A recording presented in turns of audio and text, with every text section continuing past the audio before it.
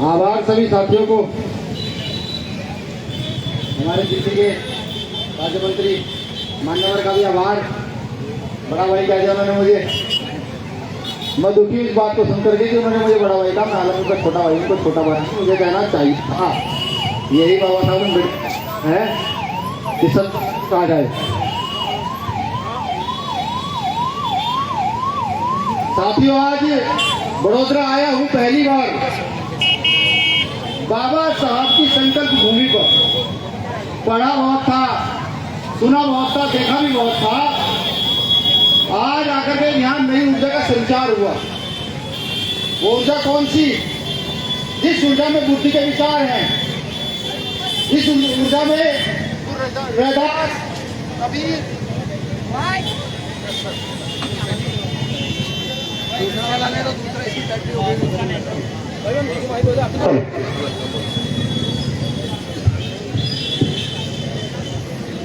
जिसमें बुद्ध के विचार हैं, जिसमें गुरु रैदास, कबीर, नानक के विचार हैं, जिसमें गुरु घासीदास जी के विचार।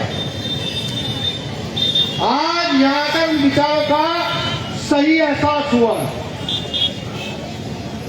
नमन हम सभी महापुरुषों को जिन्होंने हम जैसे छूतों के लिए भारत के अंदर जो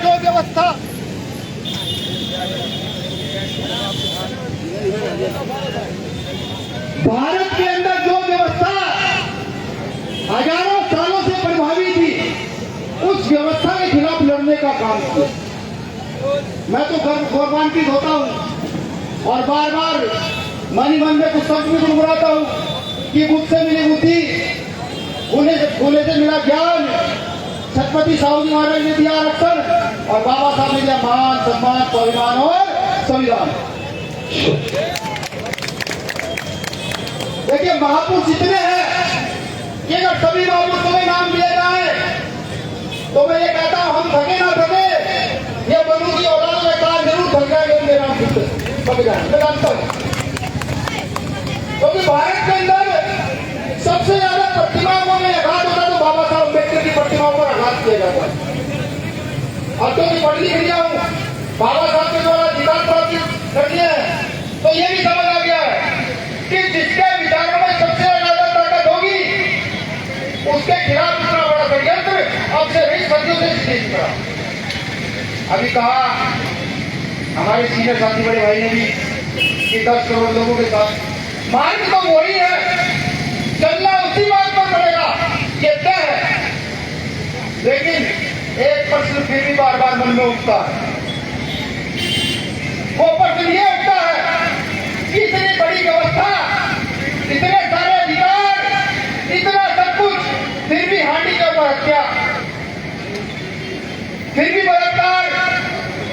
आज जगह जगह जाकर के देखिए कि 90% आंकड़ा देश का ऐसा है कि जमीनें जो छीनी जा रही है और जाति अनुसूचित जनजाति के लोगों की छीनी जा रही है।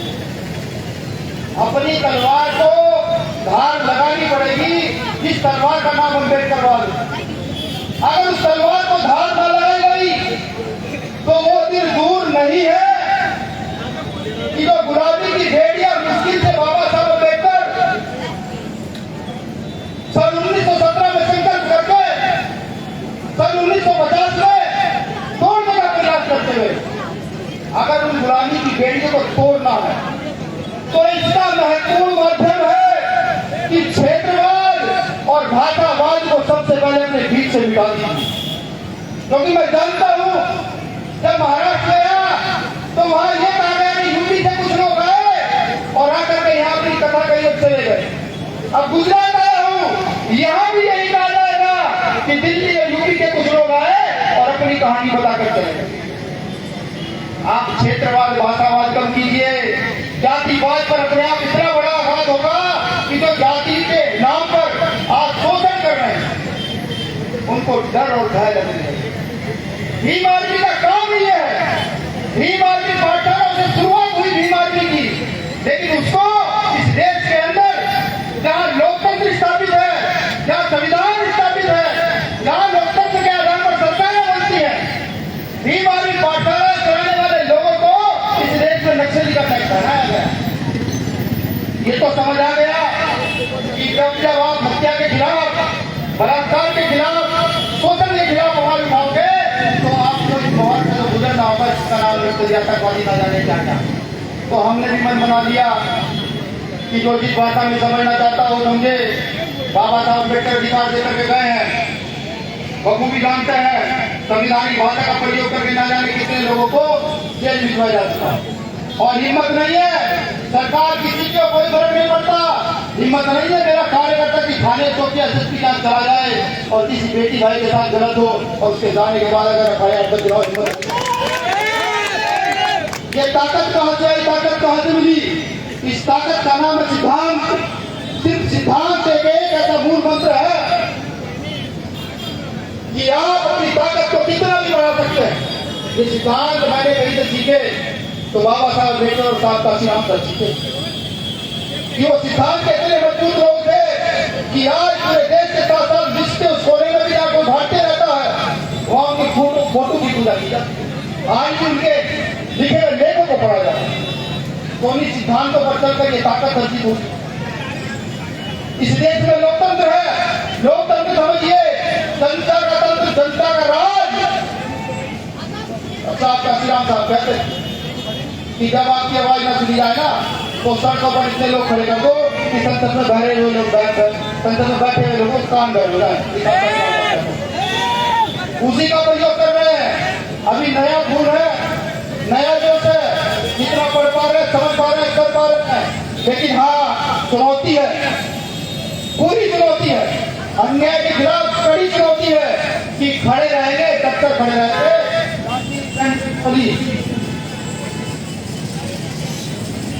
लाठी डंडे गोली करा नहीं पाएंगे। अभी उत्तर प्रदेश में कार्यकर्ता की हत्या कराई है, फांसी लगा दी, उसको दीवार नहीं कार्यकर्ता हो। मैं चुनौती के साथ कहता हूँ कि मुझसे से 100 लोगों को फांसी लगा दो, 100 लोगों को, तब भी फर्क नहीं पड़ेगा। दिमाग में इतने बीज पैदा कर दिए हैं, इतने बीज पैदा कर दिए हैं कि मनु की औलादों के दिमाग पर दर्द को। और मैं आपसे भी कहता हूँ, प्रत्येक साथी से कहता हूँ, चीख चीख कर कहता हूँ, हो सकता है बहुत सारे लोग मुझे ये कहें कि ये गलत व्यक्ति है। नहीं, अपने घर में एक बच्चा पैदा है, अच्छा दस ऊपर दीजिए और उस बच्चे का नाम भीम के कार्यकर्ता को दीजिए। ये बच्चा भीम के लिए काम बाबा साहब बेटा और भीम आदमी लगा है ना। व्यवस्था बदल दी जाए तो कहिएगा तो एक व्यक्ति एक समूह व्यवस्था को नहीं बदल सकता। जितनी भीम आदमी की शुरुआत की थी उसी भाई चंद्रशेखर आजाद और हमने संकल्प लिया है इस देश के अंदर जो भी सामाजिक आंदोलन बहुत तेजी से आगे बढ़ेगा। किसी सामाजिक आंदोलन में ये हो जाएगा किसी राज्य किसी क्षेत्र का हो कि अम्बेडकर मूवमेंट में के लोगों की रक्षा सुरक्षा कर सकता है, ये अपने अधिकारों को सुरक्षित रख सकता है। उस आंदोलन में जाकर बीमार के आंदोलन को गिरा सकते। और मैं भी यही घोषणा करता हूँ, बिल्कुल करता हूँ कि अगर किसी को लगता है जो पूरे देश में प्रभावी है, पूरे देश के अंदर अम्बेडकर आंदोलन को सुचारू रूप से चला रहे हैं और अन्याय के खिलाफ मजबूत आवाज उठा रहे हैं, तो भीम आदमी में उसको विलय करने के लिए तैयार हूँ। लेकिन अगर ऐसा नहीं लगता और ये लगता है कि नहीं भीम आदमी देश में आगे का संगठन बन चुका है कि कहीं किसी बेटी के साथ गलत हो, अन्याय हो, अत्याचार हो, या शोषण की लड़ाई हो, सेक्स की लड़ाई हो, वैचारिक लड़ाई हो, उस लड़ाई में भीम आदमी के लोग मजबूती दिखाए जाते हैं, तो मैं हाथ बजाकर हाथ जोड़कर ताली बजाकर स्वागत करता हूँ कि आइए सामाजिक आंदोलन में मजबूत कीजिए। इस देश में पंचायत की तरह भीम आदमी कंधे को कंधा मजबूत कर दीजिए, देखिए देश के अंदर हो जाएंगे। बाबा साहब की असली लड़ाई की ओर चलना होगा। मैं गुजरात आया, 20-25 लोगों से बात हुई। अब कुछ बाबा साहब को मानते जाते सर्वे करने का प्रयास करते हैं, तो मैंने पूछा भाई आपका इंट्रोडक्शन दीजिए, क्या एजुकेशन है। एक व्यक्ति 20 लोगों में मुझे मिला कि वो ग्रेजुएट था, वो सारे मुझे जाति जनजाति के लोग। अब पूछना चाहता हूँ कि बिना एजुकेशन लिए क्या डॉक्टर बाबा साहब अम्बेडकर का सपना पूरा हो सकता है? नहीं, मैं तो नहीं मानता। अगर मैं एजुकेटेड ना होता, पढ़ा लिखा ना होता, तो मुझे नहीं लगता बाबा साहब अम्बेडकर का काम करता, बिल्कुल ना करता। तो आज भी भीम आदमी की अपनी पाठशाला चल रही है। गुजरात में जिस साथी को लगता हो कि नहीं वो गाँव जाकर पाठशाला खोल सकता है, इस पाठशाला की शुरुआत भारतीय संविधान की प्रस्तावना पर जाती है, जिन पाठशालाओं में फूले साहब अम्बेडकर के विचारों को बताया जाता है, जिन पाठशालाओं में बेसिक शिक्षा पढ़ाई जाती है, उन पाठशालाओं के सदस्य बनने का काम करें।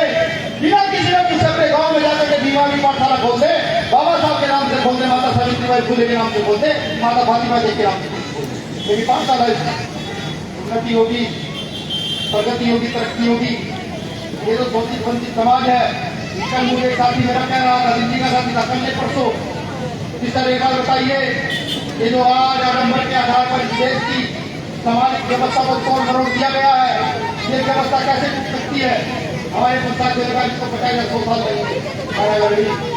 फूले साहब अम्बेडकर की एक पुस्तक को यहाँ के सिलेबस में शामिल कर दीजिए, 10 साल में उनकी व्यवस्था टूट कर देखना शुरू हो जाएगी। क्या बता दीजिए, ये हकीकत है, बिल्कुल हकीकत है। अभी आता हुआ 12 अप्रैल से तो पूरा पेट पड़ रहा, तो उसमें एक लाइन को महत्वपूर्ण लगी, वो ये लगी कि पूरा पैक्ट का अगर समझौता ना होता तो भारत के अंदर वो लोग जो सदियों से अन्याय अत्याचार की वो सीढ़ी बना करके लाके हजारों लोगों को शोषित वंचित किए हुए हैं, उनकी नसबंदी से देश में होगा। तो पढ़ा तो सुकून मिला, पढ़ने की लाल सजा दी तो और बढ़िया। बाबा साहब अम्बेडकर की एक किताब में लिखा था, वो लाइन बहुत महत्वपूर्ण है, सब लोग सुनने का प्रयास कीजिएगा कि बुद्धिजीवी लोग नेतृत्व प्रदान करते हैं, नेतृत्व खड़ा करते हैं। लगातार ये जो भीम आर्मी नाम का संगठन है, ये वही भीम आर्मी के लोग नेतृत्व खड़ा करना चाहते हैं, पूरी तरीके से नेतृत्व खड़ा करना चाहते हैं, बच्चे को नेतृत्व सिखाना चाहते हैं, जो आने वाले समय में आंदोलन को मजबूत किया जा सके। अगर कुछ महत्वपूर्ण है तो आंदोलन महत्वपूर्ण है, व्यक्ति कोई महत्वपूर्ण नहीं है। आप सब लोगों ने मुझे सुना, आभार। हमारे मंत्री जी का भी यूटी का व्यवहार करता हूँ, लेकिन कल तक आप लोगों ने मुझे सुना। चंद लाइनों से अपनी बात खत्म कर दूंगा। लाइन महत्वपूर्ण, खुद सोचिएगा, समझिएगा मैं क्या कह रहा हूँ। लाइन भी पुरानी है, बहुत सारे मंचों को सुनने को मिली है, लेकिन जब मैं इनको बोलता हूँ तो सुकून जो है वो अंदर महसूस होता है, और बार बार मन में ये मन हिलोरे मार रहा कि एक दिन ये किया जाएगा। बुलबुल के पंजों में कभी बाज नहीं होते, समझे ना? बुलबुल बाज हम लोग, और बुलबुल में वो लोग जो चंद लोग जो पूंजीपति लोग देश के अंदर, बुलबुल के पंजों में कभी बाज नहीं होते, बुज़दिलों के हाथों में कभी राज नहीं होती। जिस कौम को पड़ती है सर झुकाकर चलने की आदत, उस कौम के सरों पे कभी ताज नहीं होते, कभी ताज नहीं होते। जय हिंद, जय हिंद।